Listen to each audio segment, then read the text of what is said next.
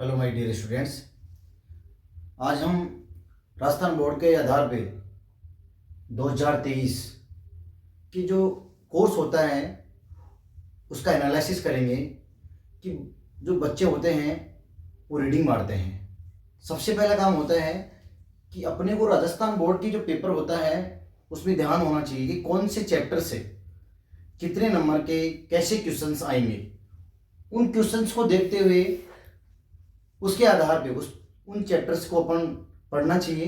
तो सबसे पहला काम है टाइम मैनेजमेंट। अपने को टाइम मैनेजमेंट कर लेना चाहिए कि कौन से चैप्टर से किस प्रकार के क्वेश्चन, कितने अंक के क्वेश्चन आने जा रहे हैं, जिससे अपने जो प्रेशर है, अपने दिमाग पर जो एग्जाम का प्रेशर है वो कम हो जाएगा।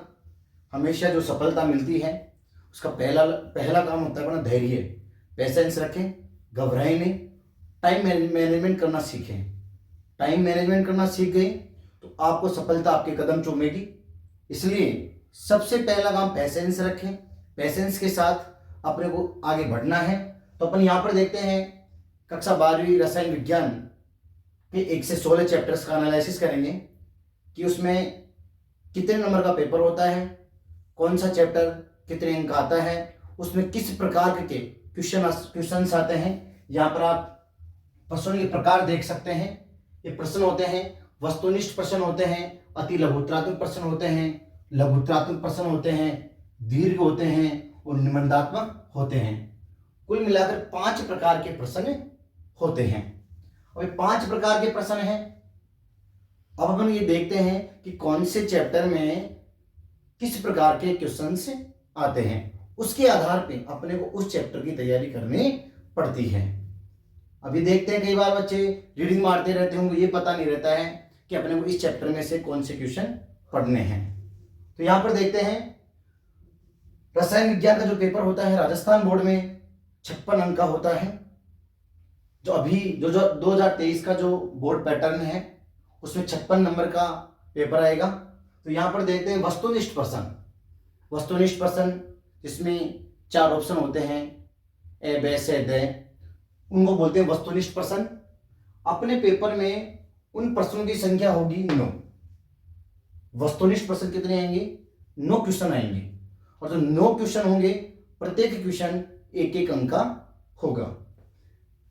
फिर उसके बाद में आएंगे अति लघुत्तरात्मक क्वेश्चन। दूसरे नंबर पे कौन से आएंगे? अति लघुत्तरात्मक क्वेश्चन आएंगे। अब इसमें अति लघुत्तरात्मक क्वेश्चन में क्या होते हैं? 2 प्रकार के क्वेश्चन होते हैं। उसमें से रिक्त स्थान, अपने छोटी कक्षाओं में बहुत पहले रिक्त स्थान की पूर्ति की है। उसी प्रकार राजस्थान बोर्ड ने 2000 कोरोना के बाद 2023 में रिक्त स्थान के क्वेश्चन देंगे। उन क्वेश्चन की संख्या होगी 4। यहां पर 4 रिक्त स्थान के क्वेश्चन होंगे।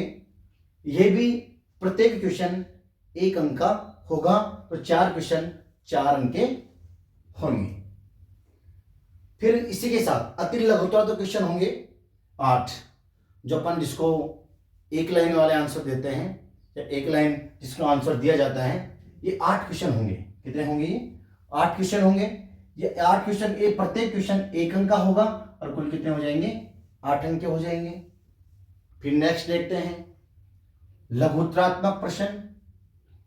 इन लघुत्तरात्मक प्रश्न में क्या होता है कि ये अधिकतम 4 या 5, तो 3-4 लाइन्स में अपन क्या करेंगे? इसमें 3-4 लाइन्स का इसमें आंसर देंगे।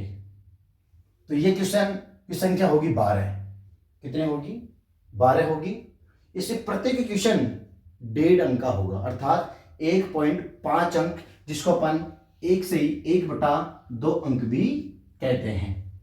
तो ये कुल मिला के 12 क्वेश्चन होंगे। 12 अगर मान लो 1.5 अंक का लगाते हैं तो इसके मार्क्स हुए कुल 18। फिर आता है अपना दीर्घ। कितना आता है? दीर्घ। ये थोड़ा इससे बड़ा आता है। इन क्वेश्चन होंगे 3। कितने क्वेश्चन होंगे? ये 3 क्वेश्चन होंगे। प्रत्येक जो 3 क्वेश्चन होंगे, ये एक क्वेश्चन 3 अंक का होगा। एक क्वेश्चन कितने अंक का होगा?